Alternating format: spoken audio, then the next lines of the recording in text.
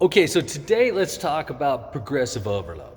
Let's talk about ways of progressing through workouts and adding strength to your bodies that aren't stupid, that will make your body not inflame and not crave sugar and do all the bad things that only idiots do in the gym. So let's talk about that. But first, let's talk about how idiots do it. I know how idiots do it because I was an idiot for a really long time. And when I would do a bench press, I would start off with, let's say, 165 pounds. You need to know that's well within my wheelhouse. 165 is pretty good. But the other thing is, it's also perfect for me. 165 pounds is about 7 on a scale of 10, and you're growing and getting stronger at a 7. So here I'm doing 165 pounds, and then I shit the bed and I ask the question that you should never ever ask. That question goes something like, I wonder how much more I can do today. Right? And so of course you threw 185 pounds on there and you'll jump under that, you barely get your 5, and then that question comes up again somewhere in the rest set and you'll be like, oh, I wonder how much more I can do. And then you throw 225 on and that doesn't go up. As a matter of fact, when you stand up from 225, you're like, man, I got a little hitch in my giddy up. And so the next set, you're gonna go down to 200 because you wouldn't go back to 165. That would just serve you. No, you're only gonna go back to 200 because you got a little pride going now and it feels bad and you're wounded and your ego hurts.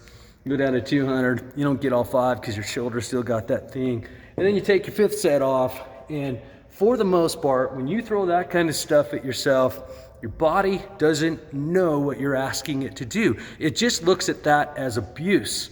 And so it'll do a couple of things. One of the things it'll do is it will resist change. Again, you just abused it. All you did is you took a bullwhip to it. It's just gonna sit there and it inflames because it doesn't know what else to do. And then if you do that often enough, it's gonna stimulate hunger. What kind of hunger? You're right, sugar. It's gonna ask you for sugar because that seems to soothe. And so this right here is the opposite way of the way you want to try to progress through your workout. Now, look around next time you're in the gym.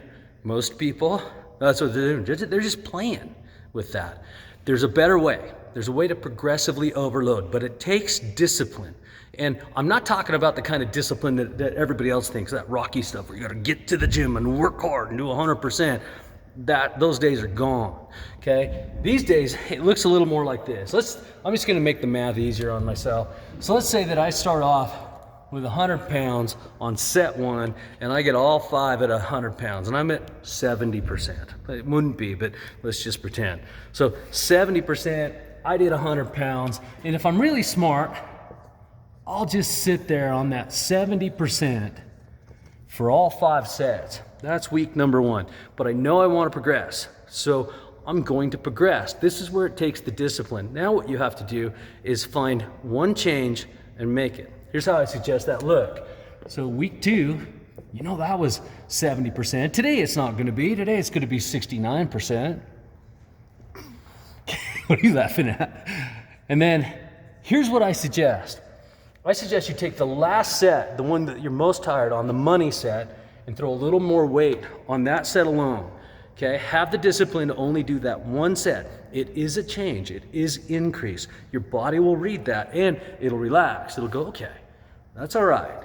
I know what he's asking for, that's a little bit more. It still doesn't get it because you have to train your body and that takes weeks. So here's how the next week would look. Take that 100 again.